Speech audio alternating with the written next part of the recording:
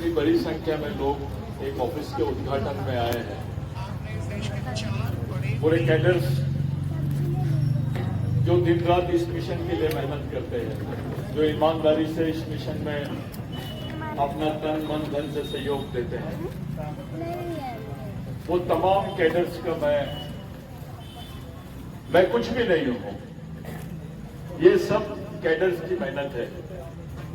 उसके पीछे, पर्दे के पीछे जो लोग हैं, कर्मचारी है, अधिकारी है, मेहनत करने वाले हमारे लोग हैं, रात दिन मेहनत करने वाले लोग हैं। मैं जब पहली बार सिवनी में आया था तो मेरे साथ में नेपाल जुड़ा हुआ था। नेपाल कहाँ है अभी? वो काम में लगा हुआ। एक ऐसा भी नेता होगा। जोरदार तालियां उन सबके लिए जिन्होंने इस मिशन को चलाने का बीड़ा उठाया। अभी कुछ सरपंच बन गए, कुछ सदस्य बन गए हैं। वो तो बिछाएंगे, तो बिछाएंगे। इधर आपको देखना चाहिए नेपाल कौन है। नहीं तो लोग समझते हैं नेपाल भारत जैसी कोई कंट्री है। तो ये हमारी मिशन की कंट्री है। इनके लिए जोरदार तालियां। यहाँ खंडाते माँ साहब बैठे हैं, या राधे, अमर, जितने लोग हैं, धर्मेंद्र, जितने लोग जमीन पे मेहनत करने वाले लोग हैं। यहाँ पर एडवोकेट जनकू कुमरे, उनके भाई लोग, ये तमाम लोग इधर से मंडला से लोग आए, अलग अलग जगह से, सिवनी जिले से जो कर्मचारी लोग हैं, पहले से मिशन से जुड़े हैं, वो तमाम लोग इस बैठक में आए हैं। ये मेरे को ऐसा लग रहा है कि मैं किसी प्रोग्राम में आ गया हूं और वो उद्घाटन का प्रोग्राम नहीं है, कोई बहुत बड़ा सब्जेक्ट पे कोई कार्यक्रम रखा गया है। मैं ज्यादा समय नहीं लूंगा, लेकिन कुछ बातें आपके सामने रखना चाहता हूं। 1998 में 1998 में 700 आदिवासियों को बेगुनाह होने के बावजूद भी उनका जबरन एनकाउंटर किया गया। 700 आदिवासियों मारा गया। बाद में कोर्ट ने बोला कि ये बेगुनाह है। 2003 में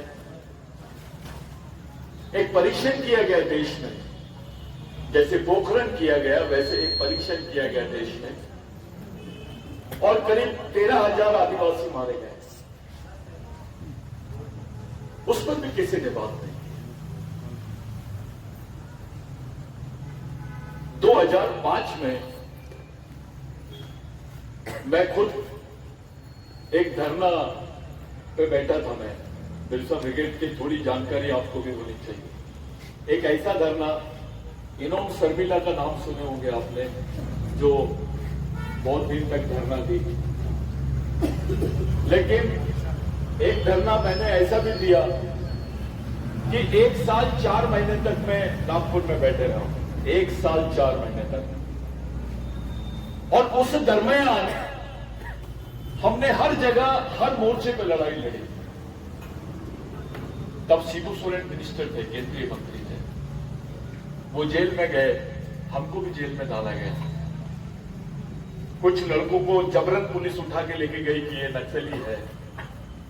कुछ लोगों को, मेरे को हैदराबाद में बहुत मारी पुलिस ने कि ये 9 अगस्त को सतीश पेन्ना बोल रहा है यहां पर इस देश में आदिवासी दिवस मनाना चाहिए। पहली बात। तब इंडिया टुडे में मेरे को मारते हुए, पुलिस के डंडे खाते हुए मेरी फोटो आई। तो वो रिकॉग्नाइज हुआ, यानी उस समय एक मान्यता मिली कि 9 अगस्त इस देश में मनाना चाहिए। साथियों, हम जेल में थे, जेल में 9 अगस्त मनाए। देश में आज आप 9 अगस्त का इफेक्ट देख सकते हैं। उसके बाद 2006 में एक कानून बना इस देश में, जिसके लिए हम 16 महीने बैठे रहे। उस कानून का नाम है वन अधिकार अधिनियम। वो कानून जब बना तो उसका प्रपोजल मैं लेके गया था सेंट्रल गवर्नमेंट में मैं उसका प्रपोजल लेके गया था, तब कांग्रेस की यूपीए गवर्नमेंट का समय था। जब मैं प्रपोजल लेके गया तो सभी ने बोले कि नहीं, आदिवासियों को वन अधिकार मिलना चाहिए। लेकिन मेरी मांग यह थी कि इस बिल का नाम आदिवासी बिल होना चाहिए। इस पर ना कांग्रेस का आदमी सामने आया, ना कम्युनिस्ट पार्टी का आदमी एग्री हुआ और ना ही कोर्ट एग्री हुआ। जो बिल आदिवासियों को देने की, जमीन देने की बात थी कि जो जमीन आप आदिवासियों को दे रहे, कोई सरकार उधारी में नहीं दी थी जमीन, ये तो जमीन आदिवासियों की थी जो आपने उसको दिया, और वो भी लीज पे दे रहे हो, उसको ओनर नहीं बना रहे, उसको होल्डर बना रहे हैं, उसको आप लीज पे दे रहे हो उस जमीन को, उसको मालिक नहीं बनाया आपने, भूधारक बनाया, भूमालक नहीं बनाया। तो ये जो वन अधिकार की जमीन थी, तब उसको नाम नहीं दिया गया था आदिवासी बिल। ये लड़ाई हमने लंबे समय से लड़ते हुए आए। 2009 में एक आदिवासी महिला को महाराष्ट्र में नासिक जिले के सामने अहमदनगर के पास नंगा घुमाया गया, और इस तरीके से नंगा घुमाया गया, इनको आप सोच भी नहीं सकते। यही घटना की पुनरावृत्ति नासिक में हुई, और वहां पर भी उन्हीं का नाम निकला जिन्होंने आज इस घटना को अंजाम दिया। वो भी आदिवासी महिला, उसके बाल काटे गए, उसको नग्न किया गया, और पूरे गांव में डौंडी पिटा के उसको घुमाया गया। मैं नागपुर में था, हम लोग ये घटना सुनने के बाद उस गांव में गया मैं, और उस गांव के लोगों से मिलने गया। मैं मध्य प्रदेश में भरे परिचित नहीं था, लेकिन महाराष्ट्र में बहुत लोग मेरे से डरते थे। उसका एकमेव कारण ऐसा था कि मैं पहला ऐसा आदमी था जो अधिकारी से बात नहीं करता था, पहले मारता था और फिर बात करता था। मेरी एक आदत थी ये बात करने की। कितना भी बड़ी अधिकारी है, हमने कलेक्टरों को भी मारे हैं, अपने समाज के मिनिस्टर को बंद करके रखे हैं, क्योंकि बात समाज की थी, उसलिए जाना जाता था मेरे को। और कुछ लोगों ने इसी प्रवृत्ति की वजह से मेरे को स्टैंप लगा दिया, ये नक्सली है। फिर धीरे धीरे डेवलपमेंट हुआ। वो महिला को इस तरीके से प्रताड़ित किया गया कि उसके गांव का एक भी आदमी उनके खिलाफ में बयान देने के लिए तैयार नहीं था। महाराष्ट्र गवर्नमेंट के भी जितने नेता थे उस घटना के बारे में जिक्र नहीं कर रहे थे, आदिवासी नेता भी डर रहे थे, ऐसे लोगों ने वो काम किया था। और नीचे की कोर्ट में वो आरोपी बरी हो गए थे, हाई कोर्ट में बरी हो गए थे वो आरोपी। कोई डर रहे थे, कोई अपने घर की सिक्योरिटी ढूंढ रहे थे, ऐसे लोगों ने वो काम को अंजाम दिया था। और उनके पीछे आप जानते हो कौन सी ताकत थी। उस काम को मैंने हाथ में लिया। कुछ मेरे साथ साथी थे बिरसा ब्रिगेड के, उस महिला को मैंने लाया नहीं, अगवा करके लाया और दिल्ली लेके गया। वो महिला को मैं देखा भी नहीं था, कौन है क्या है। वो सिर्फ उस कागज को, जो महिला के कागज थे वो गवर्नमेंट से लिए, और वो सेक्शन से उस कागज की कॉपी लेकर मैं दिल्ली चले गया। महिला को लेके आए नागपुर, लेकिन महिला आई नहीं। उस कागज को जबरदस्ती उठा के मैंने दिल्ली लेके गया, और महाराष्ट्र गवर्नमेंट पे ये दबाव डाले कि वो केस लगनी चाहिए करके। जब सुप्रीम कोर्ट में वो केस लगी तो उस केस का नाम था Nandabai versus Kailash and Maharashtra government. बहुत सारे लोग क्लेम करते कि हमने ये कर दिए, हमने वो कर दिए। मैं पहली बार अपने मुंह से बोल रहा हूं। मैं इसलिए बोल रहा हूं कि जिस ऑर्गेनाइजेशन के कार्यालय का आपने उद्घाटन रखा था वो क्या है, ये बात आपको मालूम होनी चाहिए। तो वो नंदाबाई बिल वर्सेस कैलाश और महाराष्ट्र गवर्नमेंट का जो बात आया, तो साथियों भारत के इतिहास में, भारत के इतिहास में 65 साल के बाद बाद एक जजमेंट आया जिसमें कोर्ट ने बोला कि आदिवासी ही इस देश के मूल मालिक है और सरकार को भी, नागरिक को भी और प्रशासन को भी उनको पहला नागरिक होने का सम्मान देना चाहिए। ये वो जजमेंट है। उस लड़ाई को लड़ते वक्त जो टेरर से हम लोग गुजरे, मेरे को बहुत धमकी मिलती थी। मैंने तब भी वो नंदाबाई को नहीं देखा था, सिर्फ उस फाइल को देखा था और कुछ ईमानदार लोग मेरे साथ में थे उस गांव के। कुछ अपने ही आदिवासी आमदार मिनिस्टर उस बात को दबा रहे थे। आपसे बोलते वक्त झूठ नहीं बोल रहा हूं, मैं धमकी दे दिया था उसको, तेरे को जिंदा रहना है तो रह, नहीं तो तू चल अब साथ। इस लेवल पे जाके उस केस को उठाए और उसी केस की वजह से आज भारत में जजमेंट आया कि आदिवासी देश के मूल मालिक है। ये 65 साल में भारत के संविधान में ये जजमेंट नहीं आया था, भारत के न्यायपालिका में ऐसा जजमेंट नहीं आया जिस जजमेंट ने इस देश का आपको मालिक बनाया। ये है बिरसा ब्रिगेड, ये बिरसा ब्रिगेड। इस जजमेंट के बाद में यूनाइटेड नेशंस में भारत सरकार को वापस आना पड़ा, कुछ नहीं बोल पा रहे थे। ये जजमेंट का मुख्य अगर कोई काम किसी ने किया है तो बिरसा ब्रिगेड ने किया है। वो नंदाबाई को मैं सैल्यूट करता हूं। वो महिला डेयरिंग से सामने आई और जब 26 जनवरी को हमने भगवान टंट्याभिल की जयंती मनाई वहां पर और हमने जो सामाजिक दीक्षा ली, उस दिन मैंने नंदाबाई को देखा और मेरे को दूर से देख के वो रोते रोते आ रही थी कि तुम ही सतीश भाऊ का, यानी आप ही सतीश भाऊ है क्या? साथियों, नंदाबाई कौन है इससे मुझे लेना देना नहीं था। वो मेरे रिश्तेदार है क्या? मैं गोंड हूं तो वो गोंड है क्या? इससे मुझे लेना देना नहीं। वो मेरे आदिवासी समाज की महिला थी, उसको जरूरत थी मिशन की, करके मैंने वो काम करके दिखाया। मेरे साथ तमाम हमारे साथी लोग भी थे। आज वो जजमेंट हमारी आने वाली पीढ़ी के लिए इस देश में जिंदा रहने का आखिरी साधन बन गया है। वही सुप्रीम कोर्ट जो आदिवासियों को देश का मूल मालिक बोलता है, वही सुप्रीम कोर्ट बोलता है राम जी यहां पैदा हुए हैं। तो देश ने मान लिया कि राम जी यहां पैदा हुए, इसलिए क्योंकि सुप्रीम कोर्ट ने बोला है। अब सुप्रीम कोर्ट ने यह भी बोला है कि देश का मूल मालिक आदिवासी है, लेकिन मोदी जी नहीं मान रहे हैं, आरएसएस नहीं मान रही है, क्योंकि उनकी बेसिक लड़ाई है इस देश का मालिक बनने की। वो इस देश के हुक्मरान बन गए, इस देश के शासक बन गए।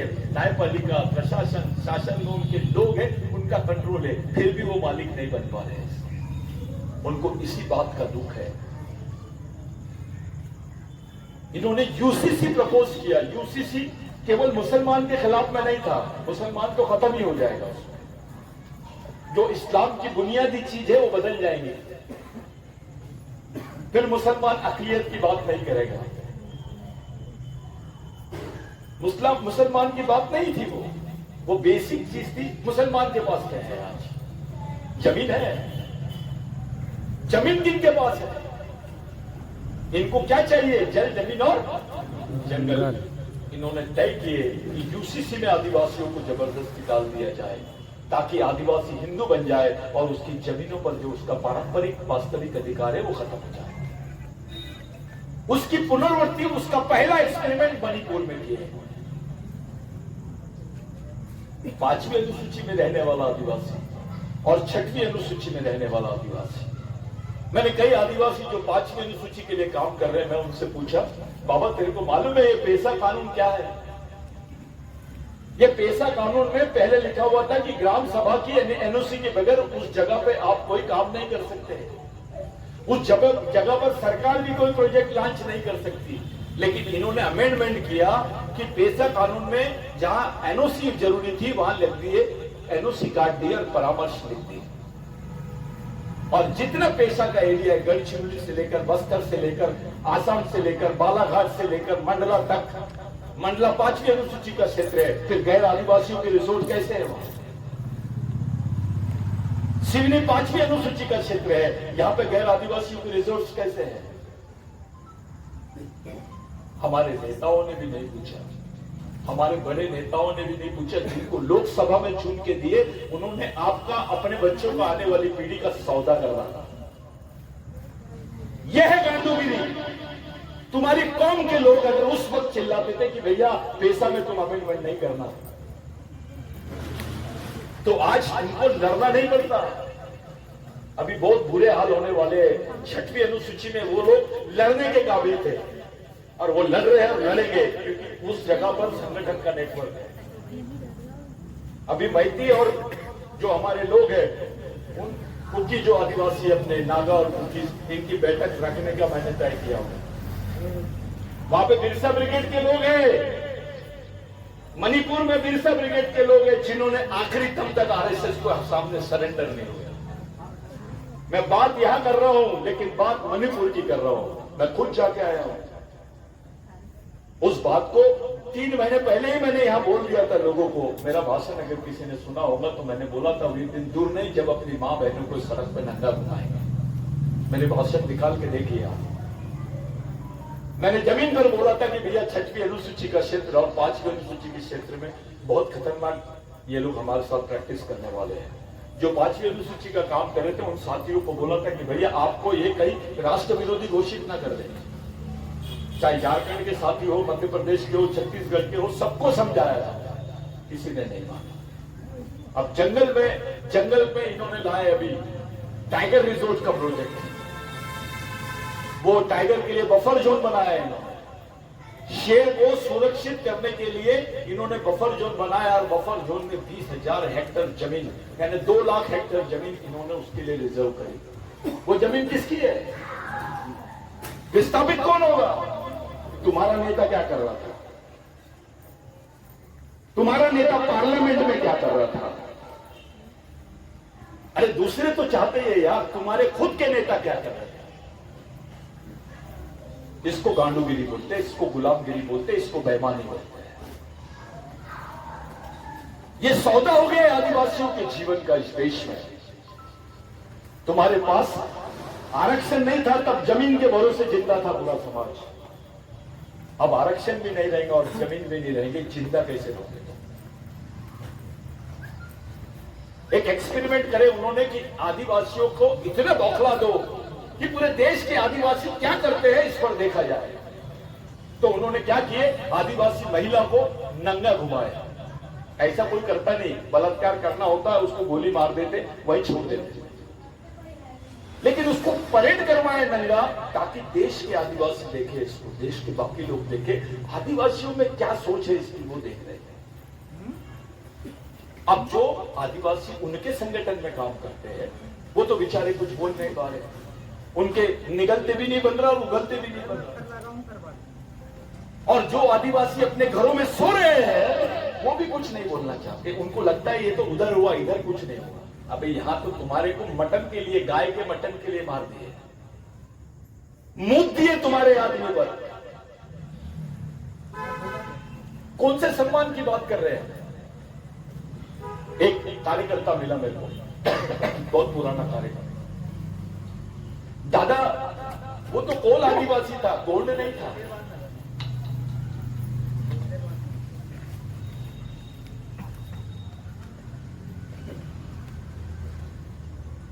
कोल आदिवासी था, गोंड नहीं था। ये कौन सी सोच है?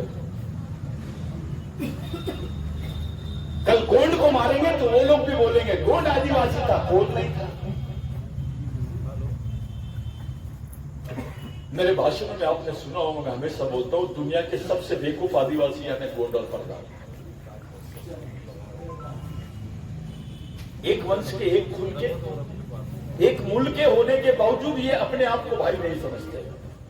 जिसने अपने भाई को नहीं पहचाना वो दुश्मन को कैसे पहचानेगा? और जो दुश्मन को नहीं पहचानता ऐसे आदमी को गांडू बोलते हैं। ये बाबूराव शर्मा के। आज की स्थिति क्या है? अभी यूसीसी पे मैंने सुप्रीम कोर्ट में application, an advance application file किए हम लोगों ने। देश का पहला संगठन है बिरसा ब्रिगेड, जिसने खुलेआम यूसीसी के खिलाफ में सुप्रीम कोर्ट में बात किया, जहां अकलियत के लोग भी कुछ नहीं बोल पा रहे। वहां मुस्लिम संगठनों को हमने बोले आप बीच में मत आओ, नहीं तो देश में हिंदू मुस्लिम होता है। ये तो हमारे भी वजूद का सवाल है। मैं ओबीसी परसों के दिन ओबीसी सम्मेलन में गया, मैंने वहां पे भी यही बोला कि ओबीसी को खत्म करने के लिए ये काम कर रहे हैं। जिन्होंने जातियां बनाई आज वो जातिगत जनगणना से डर रहे हैं, उसका विरोध कर रहे हैं। क्यों? जाति तुम ही बनाए और अब जातिगत जनगणना से डर रहे हैं। साथियों, पूरे देश की जो निगाह है वो मध्य प्रदेश पर अटकी है। मणिपुर में कुछ हुआ तो लोग मध्य प्रदेश में क्या प्रतिक्रिया है, ये मुझे इंडिया टुडे के लोगों ने पूछा कल। मेरे को एनडीटीवी वाले का फोन आया, सतीश पेंदा, मध्य प्रदेश के लोगों का क्या ख्याल है जो मणिपुर में हुआ उसके बारे में। मैंने बोला दो बातें बोलेंगे, वो हमारा विरोध है, अच्छा नहीं हुआ, नहीं उनकी प्लानिंग क्या है। ये सवाल का मैं क्या जवाब देता। अपन तो ऐसे समाज में है जिसको मालूम ही नहीं समाज क्या है, उसको पार्टी बड़ी लगती है, समाज नेता बड़ा लगता है उसको समाज से।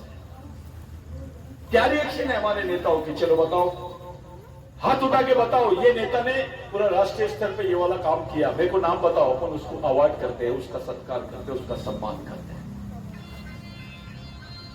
भाई तुम्हारी मां बहनों को खुलेआम नंगा घुमाने के बाद तुम रिएक्ट नहीं हुए तो अब काय पे रिएक्ट होंगे। बात तुम्हारी बीवी भी आएंगी तो कुछ नहीं कर सकते तुम, तुम्हारी बहन भी आएंगी, बच्ची भी आएंगी, तब भी कुछ नहीं कर सकते, क्योंकि तुमने मानसिकता बना ली है। हमारी सामाजिक व्यवस्था को टिकाने के लिए कुछ भी नहीं है हमारे पास। सबसे बड़ी चीज है समाज, जात धर्म और भगवान कोई छोटी चीज है। समाज नहीं होता तो तुम यहां बैठते नहीं। ये भगवान के वजह से नहीं बैठे तुम, समाज की वजह से। अंत्या भील शहीद हो गया, किसके वजह से? परिवार के लिए कि जात के लिए? समाज के लिए। राघोजी भांगरे फांसी लगाया, खुलेआम हंसते हंसते फांसी पे चढ़ गए, जात के लिए नहीं, समाज के लिए।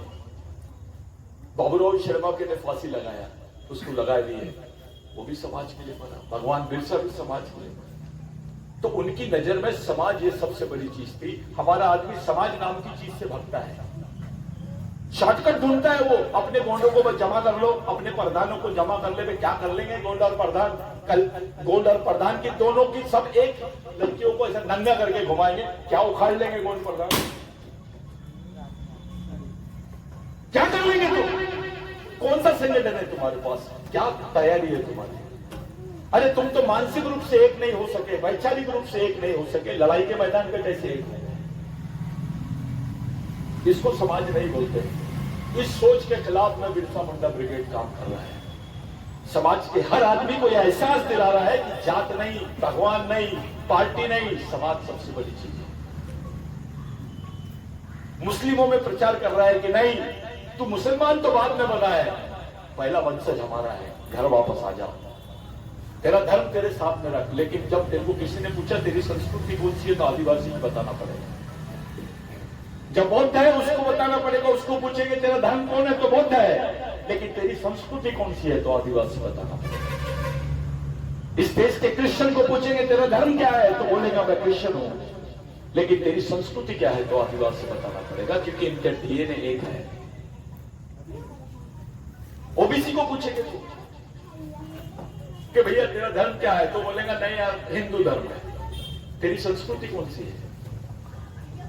तो दिल पे हाथ रख के उसको भी बोलना पड़ेगा ना, आदिवासियों का नाम सच है। इसलिए मिशन ने एक बात बोली है कि आदिवासी देश के मूल मालिक है। इस देश का दलित, इस देश का ओबीसी, इस देश का मुस्लिम, इस देश का क्रिश्चियन, बौद्ध, जैन, सिख, ये आदिवासियों के वंशज है। एक तरफ आप इस सोच से आरएसएस की तरफ जुड़ जाते हैं, हिंदुत्व की सोच से, लेकिन जब आप मूल निवासी की सोच रखते हैं तो आपको मिशन में आना पड़ता है, आदिवासी संस्कृति की तरफ आना पड़ता है। साथियों, 35% आदिवासी है मध्य प्रदेश में, आपको बताते हैं, आप 24% हो, 25% हो, 26% हो, 35% आदिवासी है। लेकिन इलेक्शन से पहले ही इलेक्शन से बाहर कर देते आदिवासियों को। नेता को खरीद लेते, पार्टी को खरीद लेते, और उधर के उधर ही सौदेबाजी हो जाती है, आदिवासी समाज का सौदा हो जाता है। इसलिए हमसे डरते नहीं है कोई, हमसे डरता नहीं कोई। वो गाय की वजह से मार दिए उनको, वो छूट के घूम रहे हैं। शर्म आ रही है मेरे को, अपने लोग भी घूम रहे थे उनके साथ। अरे ये तो एहसास कर कि गाय के लिए मारा गया उसको, एक मामूली से गाय के बटन के लिए। और इतना प्यार है गाय से। गाय हमारी मां है, वे तो भैंस बड़ी मां है ना, उसको क्यों नहीं मां बोलते? तो दूध तो उसका भी पीते हैं। आदिवासियों के साथ में जो हो रहा है वो बहुत बड़ा एक्सपेरिमेंट चल रहा है इस देश में। जैसा मुसलमानों को घेरे थे और बाद में आखिरी में मुसलमानों को आतंकवादी घोषित कर दिए, वैसे आदिवासियों को घेर रहे हैं और अब इनको नक्सलवादी घोषित कर रहे हैं। फिर बचा दलित, ओबीसी, ये वेटिंग लिस्ट में। ओबीसी को कुछ मारने की जरूरत नहीं पड़ रही, वो आत्महत्या ही कर रहा है। दलित को कोई जरूरत नहीं है, घोड़े पे बैठा, उतार दो, मार दो, कुछ भी कर लो, कोई प्रॉब्लम नहीं। बाद में दलित नेता सेट हो जाते हैं कमरे में। मैं राजनीतिक परिस्थितियों पर ध्यान नहीं देना चाहता। मिशन इसलिए बनाया गया है कि समाज की सामाजिक परिस्थितियां बदले। जिनको राजनीतिक गठबंधन पर विश्वास है वो करे। मुझे सामाजिक गठबंधन पर विश्वास है। मैं प्रोग्राम बता रहा हूं आपको, जब ये सब लोग वोट मांगने के लिए जाएंगे तो उस समाज से अनुमति मांगने के लिए जाना, उसका साथ मांगने के लिए जाना, उसका हस्ताक्षर करना। एक एक घर से एक एक आदमी मिशन के साथ जुड़ना चाहिए और यहां से जो फरमान निकले पूरे समाज ने डिसीजन लेना चाहिए। सामाजिक मतदान होना चाहिए। मतदान नहीं, सामाजिक मतदान, सर्वसम्मति से मतदान, जिधर समाज उधर गवर्नमेंट। एक को जीता के कोई मतलब नहीं है। अपना मूल मंत्र है, नेता कोई भी जीते, पार्टी कोई भी जीते, समाज नहीं हारना चाहिए। ये बेसिक बात पे काम करना है। मुस्लिम भाई को पूछना है, इलेक्शन तक के तेरे को कांग्रेस दिखेगी, इलेक्शन के बाद की लड़ाई में तेरा साथी कौन है? दलित भाई को पूछना है, इलेक्शन तक के अपन देख लेंगे, उसके बाद अपनी साथी कौन है, किसके पास लड़ना है, किसके साथ से बचना है। चाहे हमारी स्थिति हो या उनकी स्थिति हो, किसी की भी स्थिति हो, सही की है। हम लोग एक ही जगह हार रहे हैं, हमारे में सामाजिक अपनापन नहीं है, सामाजिकता नहीं है, एक दूसरे पे भरोसा नहीं है हमको, एक दूसरे में समन्वय नहीं है। ये समन्वय स्थापित करने के लिए मिशन काम करेगा। अगर आरएसएस पूरे लोगों को बहका सकता है तो बिरसा ब्रिगेड पूरे लोगों को समझा नहीं सकता। तुम्हारा अपना आदमी काम कर रहा है, लाखों करोड़ों रुपए केवल आदिवासी अधिकारी और कर्मचारी दे रहे हैं, अपने ही आप को मारने के लिए फीस दे रहे हैं, अपने आप के खिलाफ में षड्यंत्र करने के लिए पैसा दे रहे हैं। क्या तकलीफ है यार तुमको आदिवासी बोलने में? वो 6वीं अनुसूची के प्रावधानों को खत्म करना चाहते हैं, वहां से आदिवासियों को हटाना चाहते हैं और उसको आदिवासी मुक्त प्रदेश बनाना चाहते हैं। ये षड्यंत्र यहां पर चालू है। आपको मालूम है, अभी तक के मध्य प्रदेश से करीब 10 लाख आदिवासी विस्थापित हो चुके हैं पिछले 15 साल में। आदिवासी का प्रदेश है और वो दूसरे प्रदेश में जाके 10 लाख आदिवासी रह रहे हैं और बाहर से जो लोग आए हैं उनकी संख्या 15 लाख है और वो गैर आदिवासी है। उनके प्लॉट है, उनकी जमीन है, उनकी खेती है। जिसकी खेती थी वो भीख मांग रहा है, मजदूरी करने गया है दूसरे प्रदेश। इस पर कोई नेता बात नहीं करता, इस पर कोई पार्टी बात नहीं करती है। अबे गया क्यों? जिसके पास 5 एकड़ जमीन है वो मजदूरी करने, गड्ढा खोदने क्यों गया? क्योंकि उसकी जमीन के पास से जो पानी जा रहा था उसको पावर प्लांट के लिए डाइवर्ट कर दी है। उसके जमीन के पास जो नहर जा रही थी उसको दूसरी जगह डाइवर्ट कर दी है। उसकी जमीन छीन लिए, उसको वहां से भगाए। 10 एकड़ जमीन का मालिक मजदूरी करता है, गड्ढे खोदता है। 4 महीने के बच्चे को पीठ पे बांध के आदिवासी महिला गड्ढे खोदती है। तब हमारे नेताओं को शर्म नहीं आती क्या? भूखा रहता है सुबह से शाम तक और गड्ढा खोदता है, शाम में रोटी मिलती है। तो वो बाबा के पास जाता है। वो कौन सा बाबा आया है नया, आज मार्केट में बहुत चल रहा है, बागेश्वर महाराज। वो उसको बोलो कि भैया सुबह भूखे पेट उठ और दिन भर मेहनत कर और शाम की रोटी कमा के बता, तो तेरे को मानेंगे।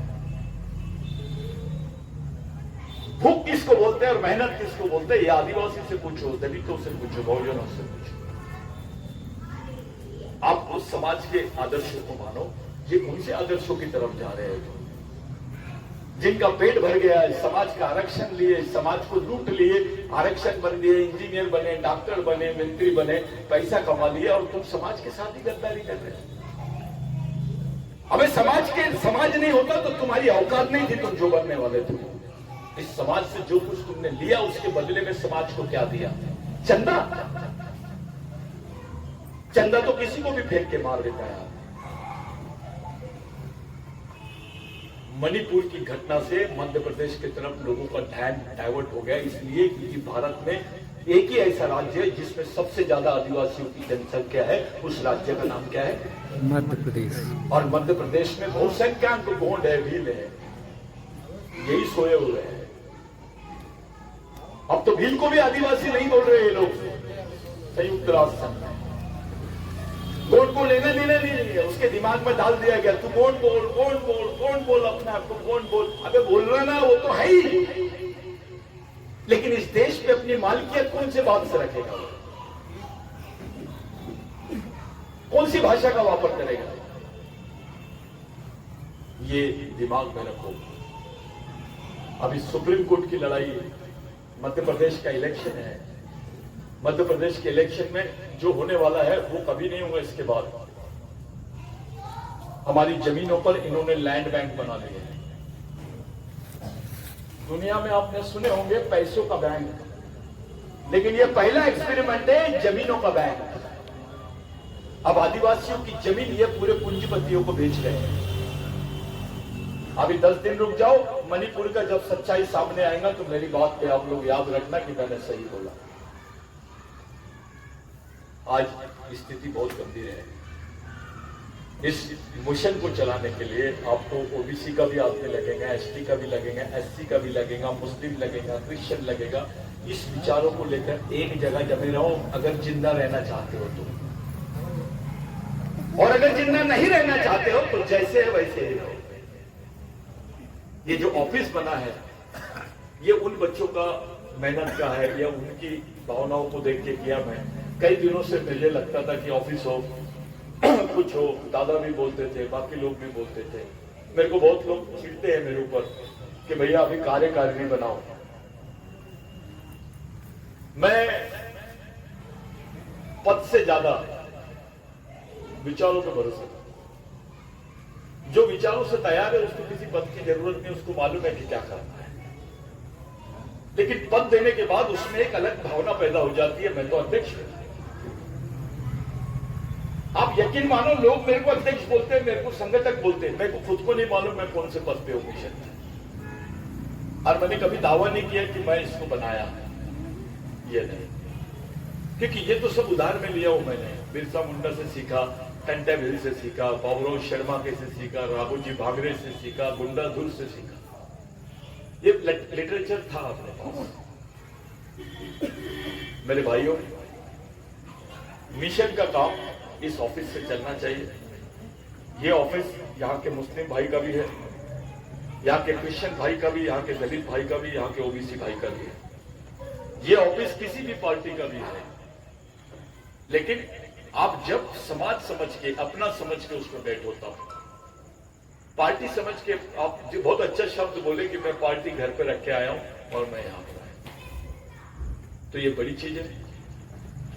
सबकी निगाहें आज पूरे देश के आदिवासियों की निगाहें बिरसा ब्रिगेड पर है।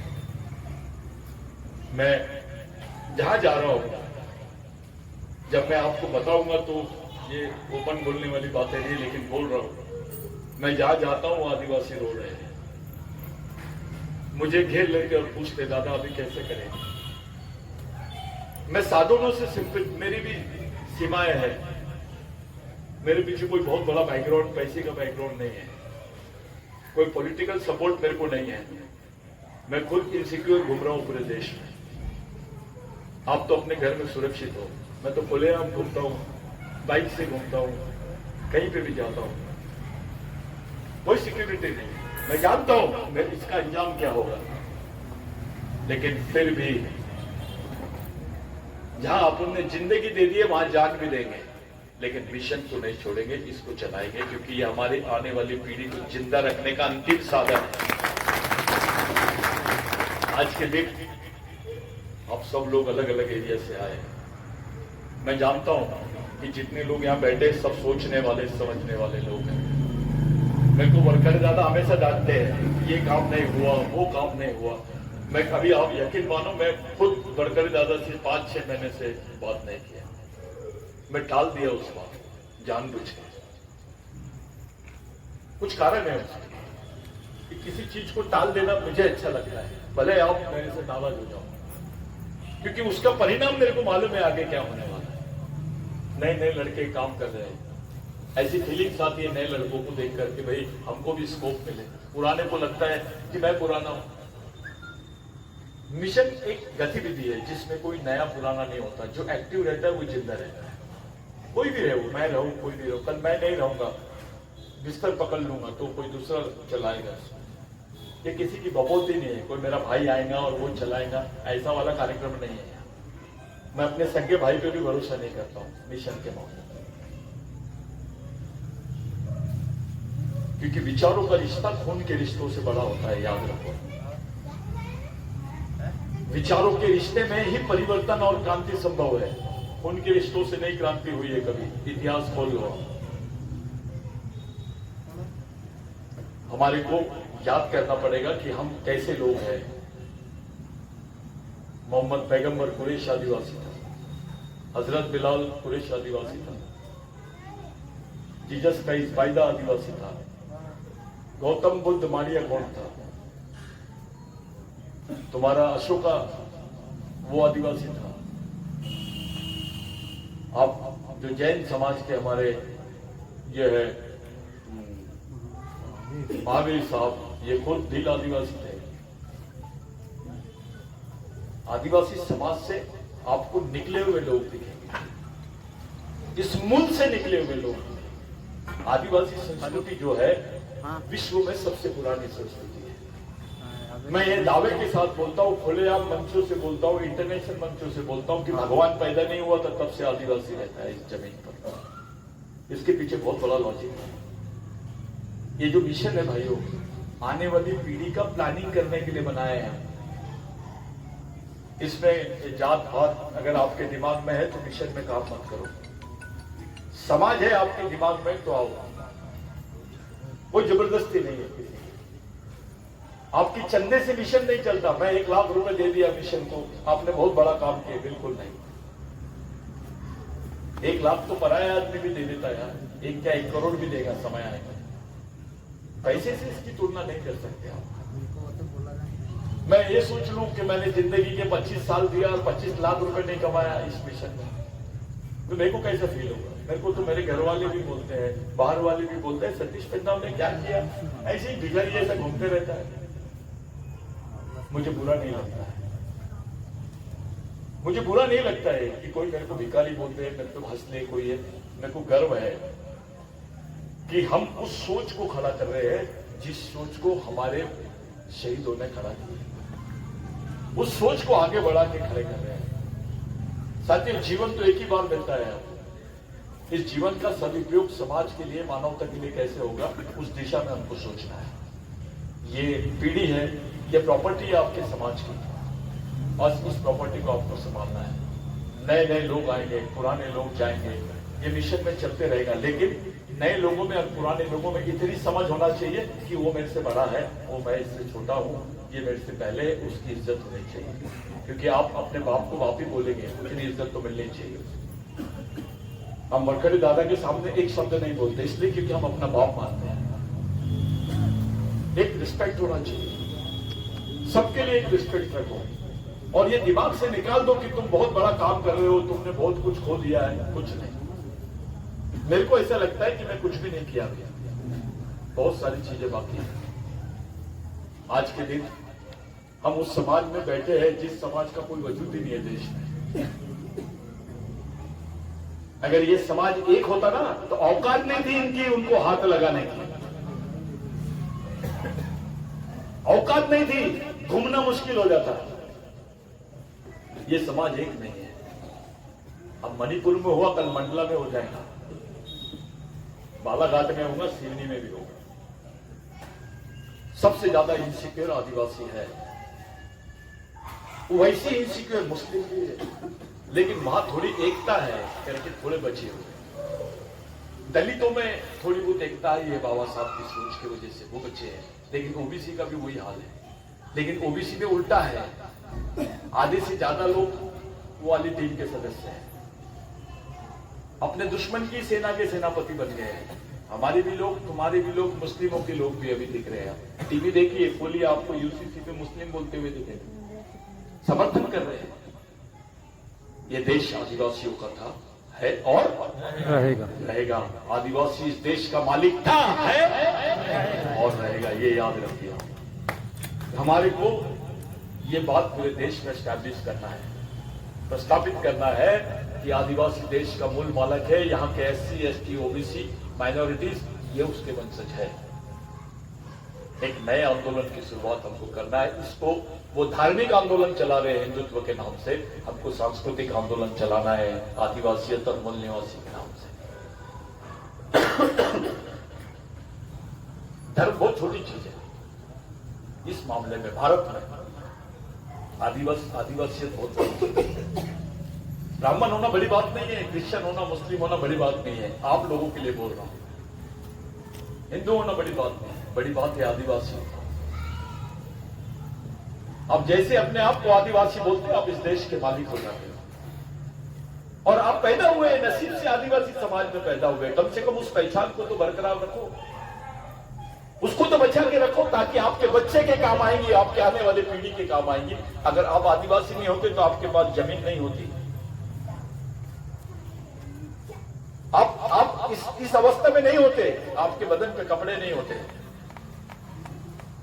और इस अवस्था में आप आए हैं किसी नेता के बदौलत नहीं, शहीदों के भरोसे। कोई राजा वाजा ने कुछ नहीं किया। अगर राजा ईमानदार होते हमारे समाज से तो ये सिवनी हमारा है, गढ़मंडला हमारा है, बाकी सब चीजें हमारे लोग सड़क के किनारे क्यों जीते? राजा के महल के बाजू जो आदिवासी की झोपड़ी मिलती है, वहां एक समय का खाना बनता है। मैं उससे सहमत नहीं हूं। मैं सिर्फ शहीदों पर भरोसा करता हूं, जिन्होंने अपनी जिंदगी, अपनी जवानी, अपना जीवन समाज के लिए कुर्बान कर दिया। वही सच्चे नेता है, वही भगवान है। क्योंकि आज जो गरीब आदमी समाज का है, वो केवल और केवल शहीदों के विचारों से है, राजाओं और नेताओं के विचारों से नहीं है। विश्व में किसी देश में भी ऐसी आदिवासियों की हालत नहीं है जो भारत के आदिवासियों की हालत है। खुलेआम देश का प्रधानमंत्री, कोई तुमको स्वीकार नहीं कर रहा कि तुम देश के आदिवासी हो, मूल मालिक हो। संयुक्त राष्ट्र संघ में अभी तक के बोले नहीं इन्होंने कि देश में आदिवासी रहते हैं। साथियों, ये झगड़ा बहुत बड़ा है। जिस दिन आपको मान्यता मिल जाएगी, ये अपनी जमीन को छू भी नहीं सकेंगे, और वो मान्यता मिलने के पहले ये आपको निपटाना चाहते हैं। ये जो हिंदू राष्ट्र का फंडा है, ये आदिवासी मुक्त भारत की संकल्पना है, याद रखो। बिगर आदिवासी के भारत आपको समझना है। आप कोई भी पार्टी में रहिए ना, चलो बीजेपी में भी रहो, अपने आप को भूल के मत, अपने वजूद को भूलो मत, अपने मूल को मत भूलो, अपने भाइयों को मत भूलो, अपने परिवार को मत भूलो, अपने समाज को मत भूलो, अपने वंश के लोगों को मत भूलो। हम लोग आज के दिन इस ऑफिस को चालू तो कर रहे हैं, लेकिन मैं आप लोगों को बोल रहा हूं, ऑफिस जैसा चलना चाहिए। ये परिवार के लिए आप लोग तालियां बजाओ जिन्होंने अपने को ये पद दी है।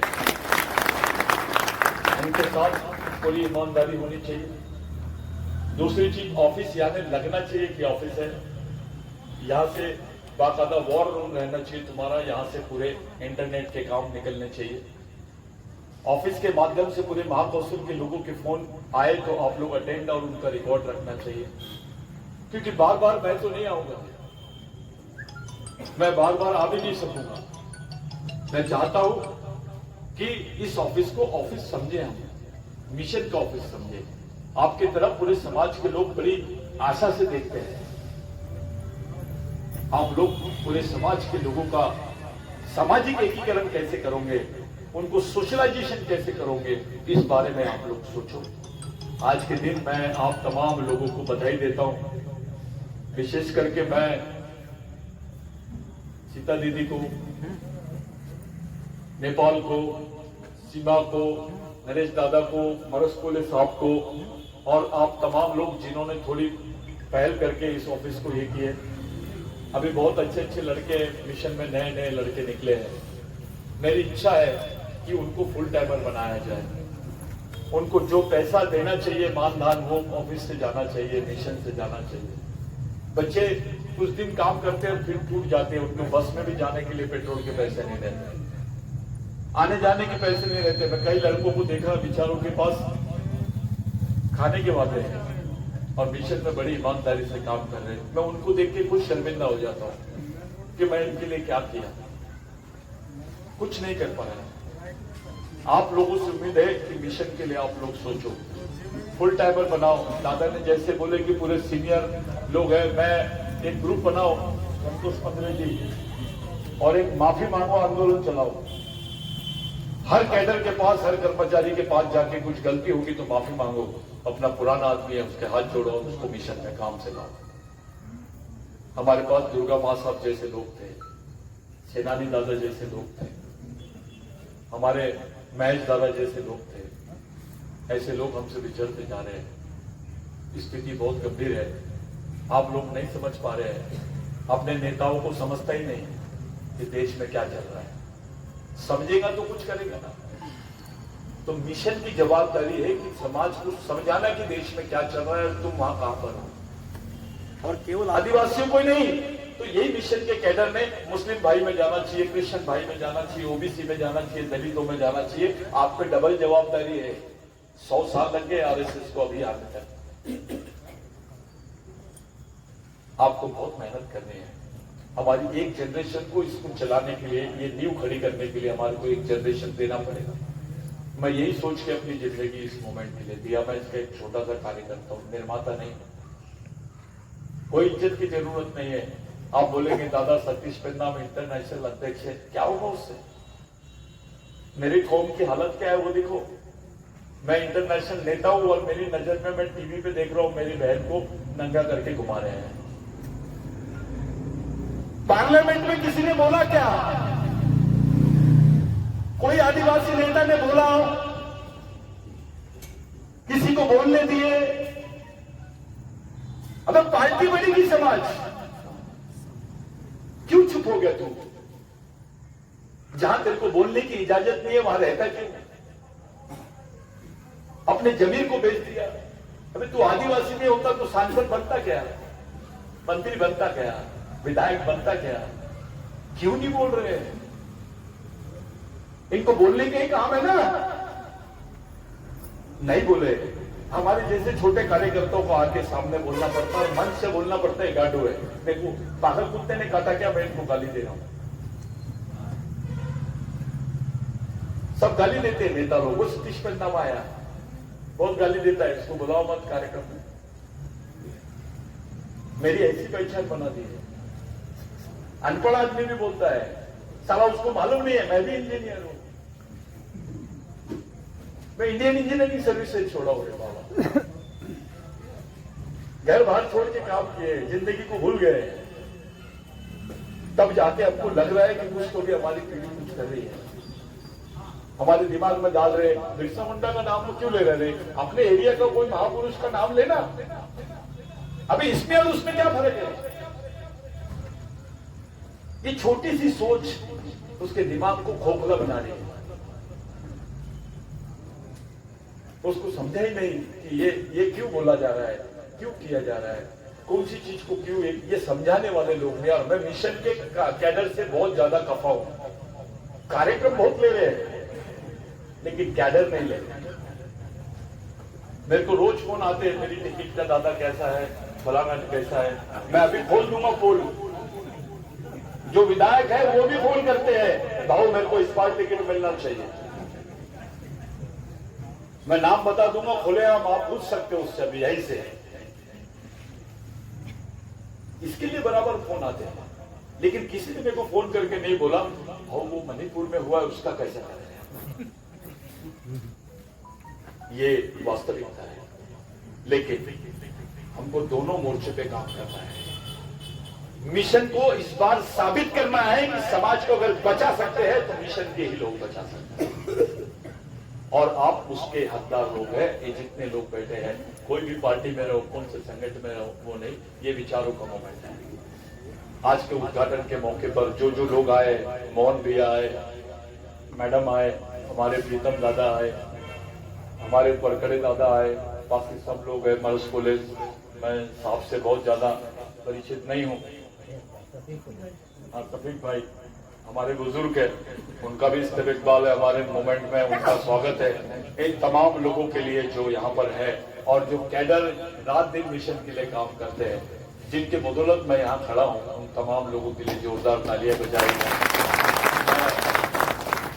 एक दो बातें खास करके बोलने जाना चाहता हूँ। मेरी माँ एडमिट है, मेरे को जाना जरूरी है। आप लोगों को एक बात समझ में नहीं आई कि मैंने कितना समय सीवनी में दिया। साथियों, मैंने सिर्फ 3 महीने दिया हूं मणिपुर में। यकीन मानिए, मणिपुर में 30,000 मेंबर बन गए हैं।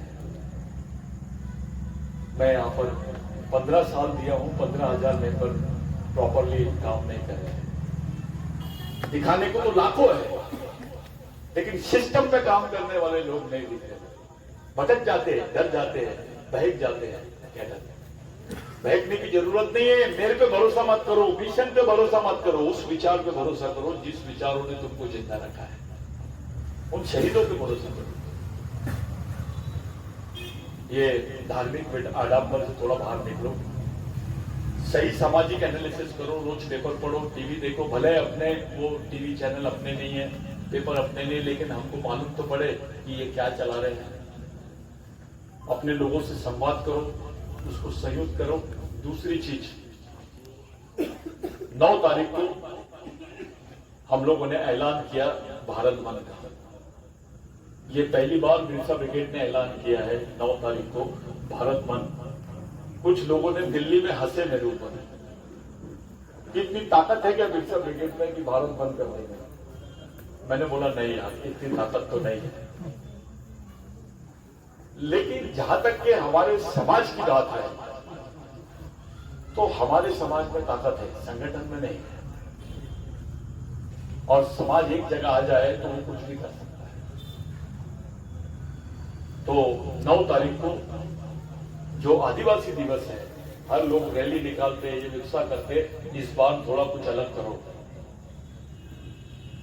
यूसीसी के खिलाफ मैं बोलूं, आदिवासियों को यूसीसी लागू नहीं होना चाहिए। यूनिफॉर्म सिविल कोड, समान नागरिक संहिता, ये लागू नहीं होना चाहिए। एक दूसरी चीज, हमारी जल जमीन जंगल के अधिकारों को बहाल करो।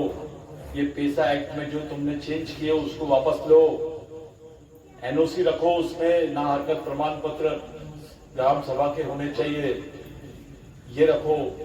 दूसरी चीज, मणिपुर पर बात करो। मणिपुर पे जो इंक्वायरी हो रही है, इंक्वायरी करो, उनको सजा दो। जो विस्थापित हो गए, जो मर गए, उनका क्या? यूक्रेन से युद्ध हुआ अभी रशिया का, इतने लोग नहीं मरे, इतने लोग विस्थापित नहीं हुए साहब। लगभग 3 महीने में 1.5 से 2 लाख लोग विस्थापित हुए।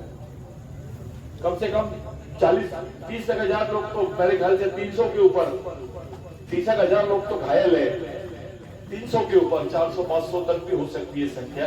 इतने लोग मर गए हैं, बच्चों के हाथ कटे हैं। क्या सोचूंगी? 6 साल के बच्चे को भी गोली से मारा गया है। 13 साल की लड़की की योनि में गोली मारी गई। योनि में गोली मारे हैं। क्या दिखाना चाहते हैं ये लोग? तुमको क्या देखना चाहते हैं? वो देखना चाहते हैं ये समाज गांडू है कि जिंदा है या मर गया है। 13 साल की लड़की, आदिवासी लड़की है वो। ऐसे एक्सपेरिमेंट क्यों हो रहा है देश में? ये घर जाके सोचना, ईमानदारी से सोचना। आज के दिन हम सब लोगों का मैं बहुत बहुत धन्यवाद देना चाहता हूं। किसी दिन हम कैडर में बैठेंगे, बहुत डिटेल्स में बात करेंगे, बहुत सारी चीजों में बात करेंगे। जाते जाते एक बात याद रखना, बिरसा मुंडा ने बोला था, समाज आर्थिक रूप से गरीब रहेगा चलेगा, लेकिन विचारों से गरीब नहीं रहना चाहिए। जो विचारों से गरीब रहता है वो गुलाम पैदा होता है, गुलाम ही मर जाता है। बिरसा मुंडा ने बोला था, जिस समाज की सामाजिक समस्या नहीं होती है उसकी कोई समस्या नहीं होती है, और जिस समाज की सामाजिक समस्या होती है उसकी समस्या ही समस्या होती है। आप अपनी सामाजिक समस्या को हल करो, कोई एक गांडूगिरी मत करो, वोट प्रदान वरदान ये फालतू की चीजें से बाहर निकलो। ये वैचारिक गांडूगिरी है, सामाजिक गांडूगिरी, इसको बोलते हैं नपुंसकपना। अबे तेरा खून एक है, तेरी संस्कृति एक है, तेरा डीएनए एक है, तो समाज भी एक होना चाहिए। अगर समाज एक है तो मिशन भी, लड़ाई भी एक होना, संगठन भी। क्यों नहीं कर रहे हैं? किसने रोका है? अकेले महाकौशल में कौन प्रधान आराम से बैठ जाएंगे एक बंद रूम में कि अभी कैसे करना है, तो पूरे महाकौशल की परिस्थितियों को सुधार सकते हैं। लेकिन जानते हैं वो कि इनको सोने नहीं देना, इनको एक इंजेक्शन दे दे, एक को गोंड का दे और इसको प्रधान का दे। प्रधान है तो उसको बता तेरा दुश्मन गोंड है, गोंड है तो उसको बता तेरा दुश्मन प्रधान है। बस ये दोनों को एक ही इंजेक्शन लगाते हो, ज्यादा बड़ा इंजेक्शन नहीं देते, कुत्ते जैसे चलते रहते हैं, एक दूसरे को ही भोगते रहते हैं। इनको लगता है मेरा कंपटीशन तो गोंड से है, उसको लगता है मेरा कंपटीशन, और दुश्मन इनको चूतिया बना देता है। और बाद में ये भिखारी की जैसे भीख मांगने जाते हैं उनके पास। इनका राजपाट खत्म होने का एकमेव कारण है। समाज के साथ गोंडों ने भी बेईमानी की है प्रधान होने के लिए। आज जब समाज मर रहा है तो हमने हमारे समाज के पढ़े लिखे लोग कहां हैं? क्यों नहीं चला रहे समाज के सामाजिक मिशन को? मस्त ऐश कर रहे हैं साले, टीवी और बीवी में सब मस्त है। कोई किसी को लेना देना नहीं है। ज्यादा है तो गणपति का चंदा देते हैं, कितना दे रहा? मैं 500 250 ले जाए, बस वो बहुत बड़ा एहसान कर लिया उसने। भिखारी जैसा देते हैं। ये प्रवृत्ति रहेगी तो तेरा बच्चा भी वैसी हो जाएगा। तो खुद अपने बच्चे के लिए हम कफन यानी वो खोद रहे गड्ढा, अपना खुद माँ बाप, ये दुनिया के पहले माँ बाप है जो अपने बच्चों के लिए खुद गड्ढा खोद रहे हैं। उसको मालूम भी नहीं इतना, कलेक्टर बन गया है, कमिश्नर बन गया है, तो भी वो बेवकूफ जैसा काम करता है, उसको सामाजिकता नहीं है। ऐसे आदमी को हेडमैन नहीं बोलते, इसको डेडमैन बोलते हैं। समाज के पढ़े लिखे कर्मचारी यानी समाज के गॉड, बिरसा मुंडा ने बोला था G O D God, G for guardian, O for owner, D for driver. Guardian यानी पालक, ओ फॉर यानी ओनर यानी मालक, और ड्राइवर यानी चालक। समाज के पालक, मालक और चालक है आप। लेकिन उल्टा हो गया, जीओडी गॉड नहीं हुआ, डीओजी डॉग हो गया। ये परिस्थितियां बदल गई है। आप लोगों से विनती है, आने वाला समय बहुत गंभीर है। आने वाले समय को परखते हुए हमको आगे की चाल चलना है। एक सामाजिक समन्वय स्थापित करना है जो पूरे देश को जरूरत है, जिसकी नींव और जिसका काम, जिसकी शुरुआत सिवनी से होना चाहिए। ऐसी मेरी दिली इच्छा है। यही बोल के मैं आप लोगों के बीच में ये ऑफिस उद्घाटित हुआ है। हम सब लोग इसके बीच में आए। तमाम लोगों का बहुत बहुत धन्यवाद। जय सेवा, जय बिरसा, जय आदिवासी और जय मूल निवासी। धन्यवाद।